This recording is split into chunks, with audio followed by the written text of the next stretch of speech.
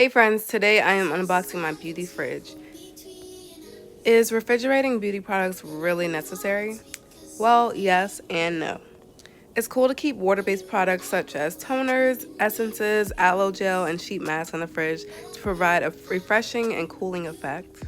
And also some products that contain ingredients such as retinol, benzoyl, peroxide, and vitamin C, which break down when they're exposed to light or heat, is nice to keep them cool and stable. Hope you enjoyed. Follow for more.